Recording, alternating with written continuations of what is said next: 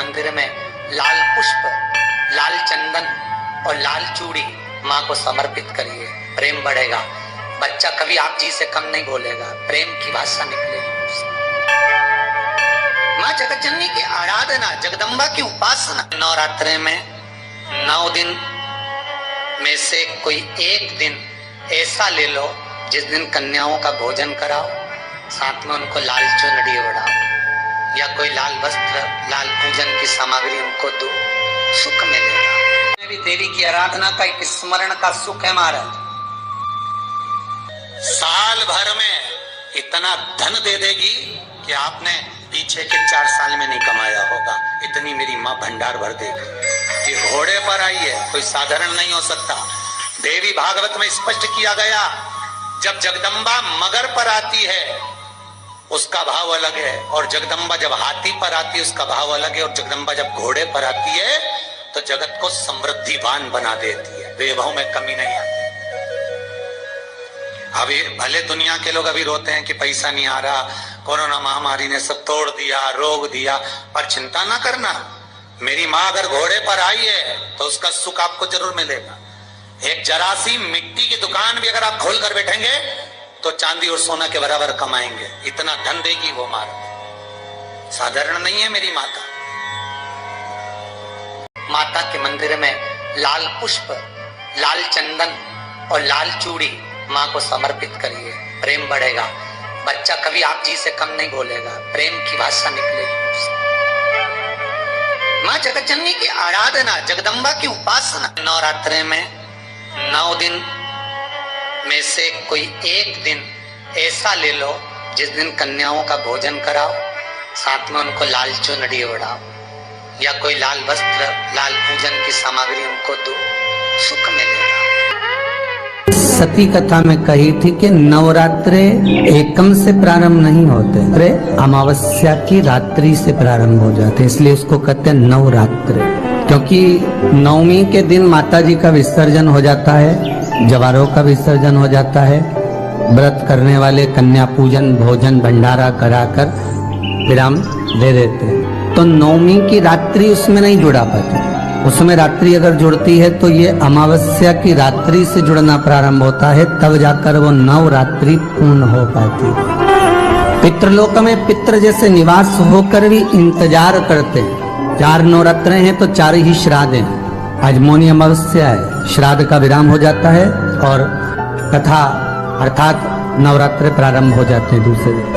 तो यहाँ शास्त्र कह रहा है जैसे हमें प्रतीक्षा रहती है कोई अच्छे कार्य की, कि घर में कोई शुभ कार्य हो, घर में कोई अच्छा आयोजन हो तो अपने को आनंद होगा, प्रसन्नता होगी।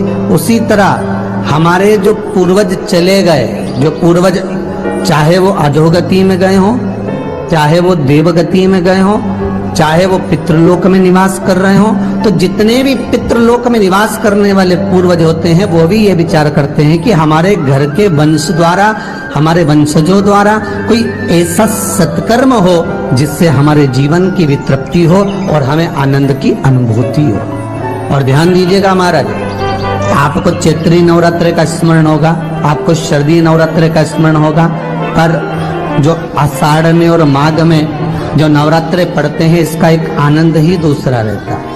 बस इतना जरूर होता है कि दुनिया के लोग वो जो 2 नवरात्रे होते हैं उसमें कलश की स्थापना भी करते हैं, देवी का पूजन भी करते हैं, अर्चना भी करते हैं, मंदिरों में भीड़ भी रहती है और खूब प्रेम से माता का जगराता वगैरह सब होता है। पर ये जो नवरात्रे हैं, 2 गुप्त नवरात्रे, इनका लोगों को स्मरण नहीं था। वो तो धीरे धीरे ये टीवी चैनल के माध्यम से कथाकारों ने, वक्ताओं ने स्मरण कराना जब चालू करा, धीरे धीरे बताना, मार्गदर्शन करना जब चालू करा, तब लोगों को ज्ञात होता गया कि कोई गुप्त नवरात्रा भी होता है, उसमें भी देवी की आराधना होती है। ये 4 नवरात्रे अलग अलग अवस्था के हैं, अलग अलग सुख के हैं और अलग अलग आनंद के। तात्विक सुख का आनंद देने वाले, लाभ तत्व प्रदान करने। और नवरात्रि में भी अगर आपकी कोई कामना है, आपकी अगर इच्छा है, आपका मन है, तो जगत जननी की आराधना करो। शंकर भगवान के शिवलिंग का वर्णन आता है बटकेश्वर महादेव। कौन से महादेव हैं? जम के बोलो जरा, बटकेश्वर। फिर एक बार वापस बोलिए। शिव महापुराण में एक महादेव का वर्णन आता है कि जिस समय पर भगवान शंकर ने क्रोध में आकर काल भैरव को प्रकट करा था और काल भैरव ने ब्रह्मा जी का सिर काट दिया था, वो सिर कटकर आगे गया और सिर कटकर जब आगे गया तो उनके मस्तक से वृक्ष ने जन्म ले लिया, जिसका नाम बट का वृक्ष हुआ और शंकर जी उसके नीचे बैठे तो उसका नाम बटकेश्वर महादेव। वो बटकेश्वर महादेव।